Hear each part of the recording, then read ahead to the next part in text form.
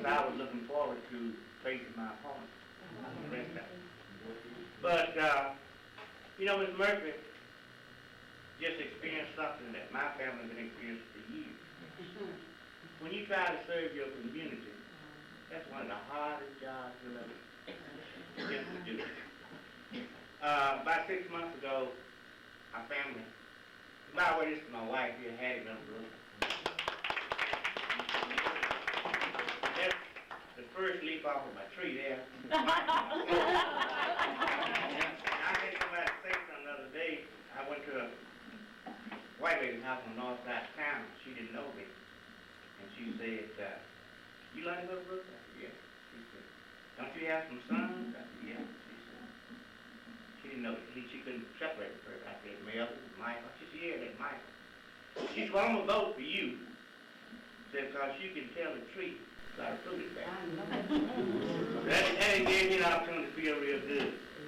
But I thank Ms. Murphy for inviting us here tonight. Our community is divided. And it's divided for the wrong reason. You know, I've been in politics for a long time. Even before I decided to run for office myself, even back Mr. Cook. Now, some of y'all remember back Mr. Cook's run? Big Pen ran. I worked on all those campaigns. Because I always felt as though the black community needs representation. You know, nobody knows our views or what our pains are better than we do. Amen. And, you know, I spent a lifetime trying to make a difference in this community. But doing that, you know, I suffered a lot of scars. My family has suffered a lot of scars. You know, when you start to venture up that road of trying to make a difference within your community, you face all kinds of demons. All kinds. And the bad part about it, all of them are not white. Our greatest problem is smooth things. In all my campaigns, all I ever did when I ran was told what I was going to do. And if I've been back to y'all houses, that's what you heard me say. I've never changed. But we've had some bad things said about my family. Very, very hurt sometimes. I got one of the worst ones yesterday. You know, it goes back to that old race, and when I first got running state representative, they said, you know, Lonnie Middlebrook selling dope. All his kids selling dope. And that's very easy to see when you see somebody, you know, and I'm not bragging, my family has done well. My son works in Newcastle. He makes $110,000 a year. He don't even sell no dope. You know. And you know, some folks might say that's bragging, but he didn't give it to him. He started from the ground and worked his way up. You know, and I try to teach all of my kids to do the same. And I work for this community. You know, my track record stands for itself. I'm like Miss Murray. I don't have to rely on nobody. I can let my record speak for me. You know, I've done a lot of things when I was on the city council. I put in more lights in this town than anybody in history. All these bright lights you see that don't look like the other ones, that came out of my administration. I put them in. I worked around all the churches that was here at that time. I put in lights around the light up the churches. I got grants to put in streets. I opened up Stewart Street. I sat there and fought the whole council. They said, we didn't never need another street. I told them it was a bottleneck and we couldn't even get out to a fight. I made peace with enough of the council members to get enough of them to go along and vote with us. Now people take Stewart Street for granted. I was there when they did Basin Street. And I fought the fight. They didn't want to come no more to 16th Street. And I said, why not do the dead end down there? You know, I got that done. I got Stewart Street, sidewalk, curbs, and gutters. I got along for over on the south side, on my side of town, to put in sidewalk, curbs, and gutters. Open up, I got Fastco to donate the land to put in a street. So 14 and 15 wouldn't be a dead end. I got it opened up before I left. They put the gravel on it, and I made the proposal to open up into 16th Street. So my record speaks for itself. I can go on and on and on and on for the things I did in the county. You know, there's only 2 blacks up there. And you got to learn to work with the other councilors, whether you like them or not. You don't have to love them. You just make them respect you. And you can work with them and you can get things done.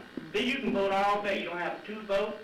And you can be just like they have. They'll work for, I noticed in the paper he took credit for Joe Harris's grant that all of us worked on. And some of y'all was there when we was at the Concerned Citizen meeting. when we decided we wanted the park fixed up, we wanted the streets, we wanted the sewage, all of us took part in it. So I guess I can say I got those grants too. That grant was for $1.5 million. They created a commission to work on it from in the black community. They saw around there, drugged their feet, and I've been checking on it. It was a three-part grant. We were supposed to get $350,000 the first year, $700,000 the second year, and the balance of it the last year. Now the money they got this year, the $350,000 supposed to get last year. That we're not awful careful. When you're dealing with the federal government, if you don't use it, what? You lose.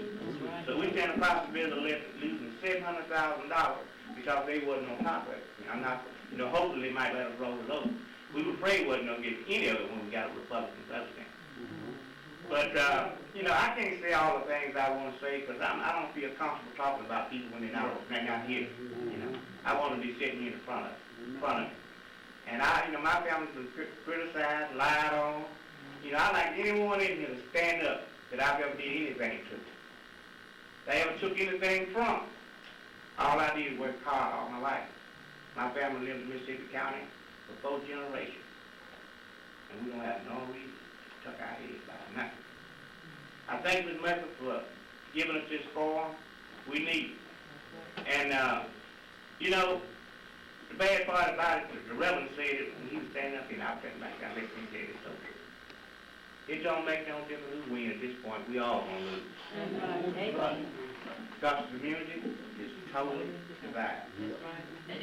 And I got some good news today that I really couldn't absorb the way I wanted to. I know we have a lot of problems, but our kids are having a worse problem than they do. Amen. See those 2 ladies right there? I want to stand. They fought all the way to the Supreme Court. All the way to the Supreme Court. In order to make sure that we have be able to put the representation of our choice on that school board. And today, we got the news. We won the final decision. And we're going to be able to have a possibility of putting 4 blacks on that school board.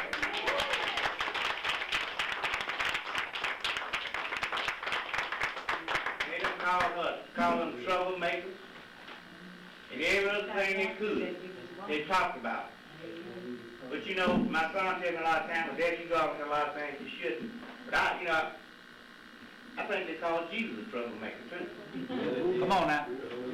And he was a rebel. Amen. So any time you start trying to make change, those that don't want the changes made will automatically call you a troublemaker. Amen. We've lived in this delta most of us all our life, 2 or 3 generations. And these people have done everything in their power to keep us in the same position we was when she laid down that hope. That's right. The message to them, they totally wanted to control everything. We have one of the greatest opportunities in our lifetime. The things that's going to happen in the next few years, none of us will profit from. It's all for our kids, not women. We can make a start. Like Mr. Murphy said, Mr. Reverend Murphy said, we fail. We fail as a generation of people. We haven't made things right for our kids. We sent them up to Blind High where they had to be total submissive and live in a system was not put there for them. And we raised them up to believe that they was good as anybody. And they had all the rights. But once they went up there and them people mistreated and sent them home to you, was nothing you could do about it. No power. See, the advantage we had, us older ones, and we lived in a generation just past the one, our foreparents lived under slavery. And we grew up, we were post-segregated kids, so we know about some of those babies. So our parents taught us and prepared us to go up and live in the system. That's right. We had one of the worst situations in the world with our daughter, Stephanie. She was a little old, something about like this. She got back and fluffy, and she running around and playing, everybody liked her because she was a baby. We raised her up thinking she was somebody.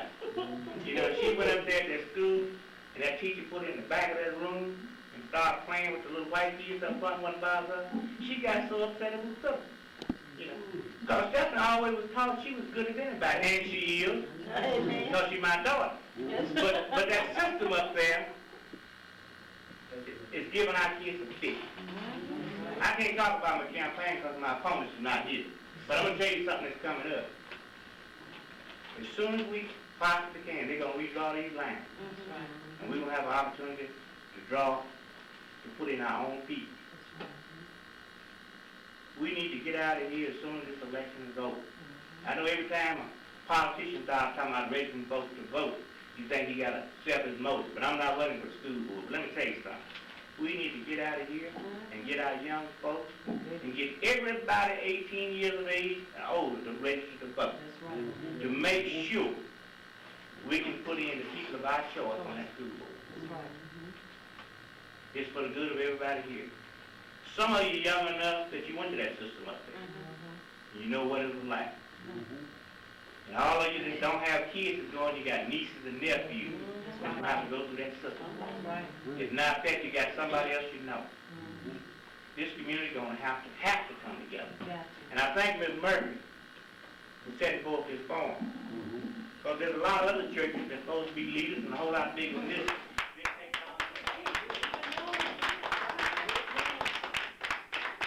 You know, sometimes you think the ones that's doing the right thing may not be doing the right thing. They might be doing the most popular thing. That's right. So, you know, we need more forums like this.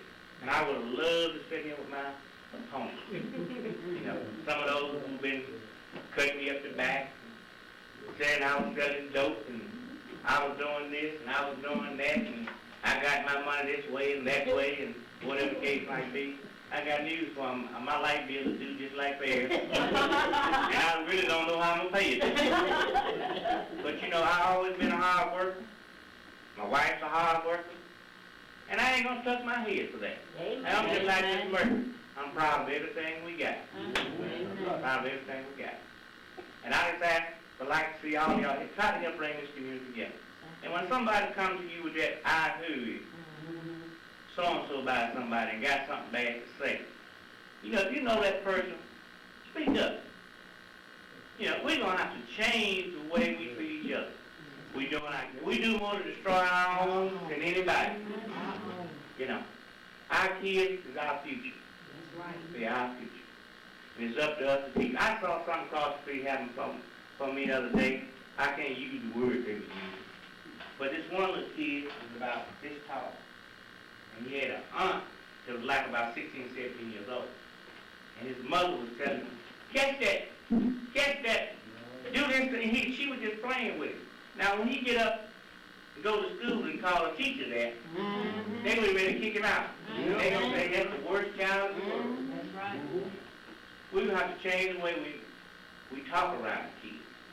You know, because after a while we look around and the other person calls him and he said, well, if he wakes that, I must not be. That's right. So they grew up with low self-esteem. But I'm not going to take up all the time. I know some other folks want to talk. I got some material about some of the things I did when I was on the council. I got a record second to none. I was able to get things done on the council because I was willing to compromise. And I grew up in this community. This is my home. Unfortunately, some of these other candidates came here. Maybe they may not have the same concerns that I do for it. But at the same time, we got a lot of things yet to be done. All our streets is unpaved. No sidewalk. No sidewalk. Trash all over the street. No gutters. We got open ditches. One over there by our house, I'm looking for a kid to get drowned in any day. Any day. So many things our community needs. So it wouldn't really need to start saying, I'm going to do this. Because we need it all. We need it all. We're in a prime position. Our president, if he's elected, and thank God looks like he's going to be elected, will become a lame duck president. What do you call a lame duck president? Meaning they can't hurt him no more because he can't run there another time. And that is normally the time he do something for his home state. My wife and I was out in Texas a couple of years ago. We saw some of the work that Johnson did for Texas. You go down in Atlanta, you see the work down there that Carter did for Atlanta. At the Olympics that this year. So Clinton go back in office, and we have a prime opportunity to do a lot of things.